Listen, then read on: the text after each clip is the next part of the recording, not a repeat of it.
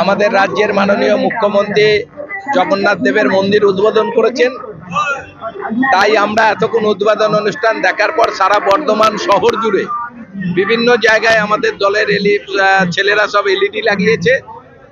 আমরা এলইডি লাগিয়েছি, জগন্নাথ দেবের মন্দিরের উদ্বোধন দেখাচ্ছি এবং আমরা প্রতিটি মানুষকে মিষ্টি মুখ করাচ্ছি।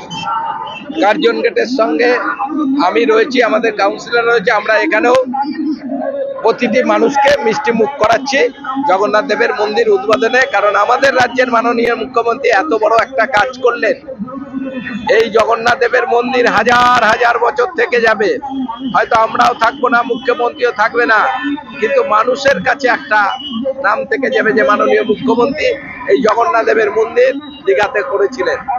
আমরা অত্যন্ত আনন্দিত যে আমাদের রাজ্যের মাননীয় মুখ্যমন্ত্রী এইরকম একটা 3 বছর ধরে জগন্নাথ দেবের মন্দিরের কাজ করেছেন, সেটার আজকে শুভ সূচনা তিনি করলেন। বাংলার কুচ্ছায় কোনো কাজ হবে না। আমরা সবাই একসঙ্গে থাকতে চাই, হিন্দু, মুসলিম, খ্রিস্টান, জৈন, আমরা সবাই ভাই ভাই। আমাদের বাংলায় আমরা একসঙ্গে থাকতে চাই। যারা হিন্দু হিন্দু বলে চেঁচাচ্ছেন তারা মুখ্যের সঙ্গে বাস করছেন। 2026-এর বিধানসভায় তার যোগ্য জবাব বাংলার মানুষ দেবে।